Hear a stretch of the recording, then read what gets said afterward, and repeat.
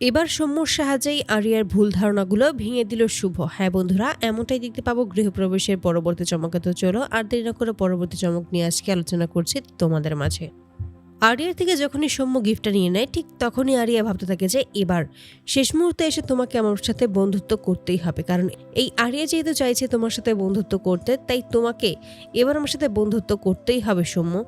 আড়াল থেকেই এই সমস্ত কথা শুনতে পায় সাজ, তাই সে সিদ্ধান্ত নেয় এবার তার দিদির জন্য সৌম্যকে ম্যানেজ করবে এবং সৌম্যকে রাজি করাবে যেন আরিয়াকে সে ভালোবাসে। অপরদিকে শুভ কি করবে কিছুই বুঝতে পারে না, কিভাবে বা আরিয়ার মান অভিমান ভাঙাবে সেটাও বুঝতে পারে না। হঠাৎ করেই তখন কেশব ফোন করে জানিয়ে দেয় যে আমরা যেরকম প্ল্যান করেছি সমস্তটাই ক্যান্সেল করতে হবে। এতে করে শুভ একটু অবাক হয়ে যায়। বারবার করে কেশবকে জিজ্ঞেস করলেও কেশব কোনো কথাই বলে না, কেশব চুপ করে থাকে।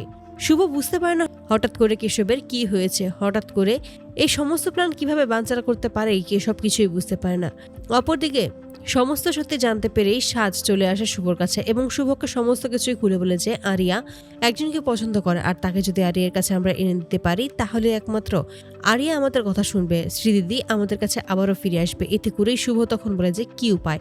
ঠিক তখনই সাজ সমস্ত কিছু খুলে বলে ওই সৌম্যর কথা। আসলে সৌম্যকে আরিয়া খুবই পছন্দ করে। এখন সৌম্য যদি একবার শুধু আরিয়াকে বোঝায় তাহলেই আরিয়া বুঝতে পারবে। এতে করেই শুভ তখন রাজি হয়ে যায় এবং সৌম্যর সাথে দেখা করে এবং সাজের মামুনি হয় এটা জানতে পেরেই সৌম্য খুব ভালোভাবে আচরণ করতে থাকে শুভর সাথে। ঠিক তখনই শুভ সমস্ত কিছু খুলে বলে আসলে ওই স্ত্রী অর্থাৎ আরিয়া হলো তারই মেয়ে।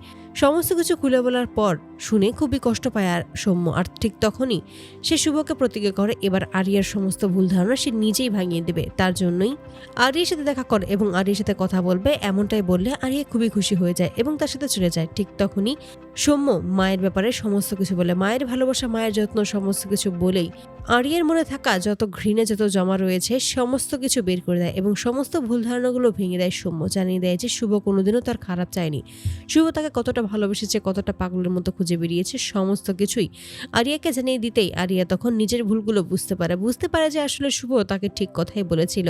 তারপরেই আমরা দেখতে পাই যে এই সমস্ত কিছুই আড়াল থেকে শুভ ও আদি জানতে পারে। অপরদিকে আরিয়া তখন মনে মনে সিদ্ধান্ত নিয়ে নেয় এবার যাই হয়ে যাক না কেন এবার সে আর তার মায়ের বিরুদ্ধে গিয়ে দাঁড়াবে না, তার মায়ের ওপর আর অভিমান করে থাকবে না। সে সমস্ত কিছু বুঝতে পেরেছে আসলে এই সমস্ত কিছু ছিল পরিস্থিতির মধ্যে, পরিস্থিতির চাপে পড়েই এই সমস্ত কিছু হয়েছে। তাই সে আর তার মায়ের ওপর কোনো রাগ অভিমান পুষে রাখবে না। সমস্ত কিছুই সে বুঝতে পেরেছে। অবশেষে সিদ্ধান্ত নেয় যে এবার সে তার মায়ের কাছে ফিরে যাবে। তো বন্ধুরা, তোমরা কি চাও যেন এবার এভাবেই সৌম্যর সাহায্যেই আরিয়ার মনে থাকা সেই ভুল ধারণাগুলো যেন সমস্ত কিছুই ভেঙে দেয় শুভ? অবশ্যই তোমরা তোমাদের মতামত কমেন্টে জানাতে ভুলো না। ধন্যবাদ।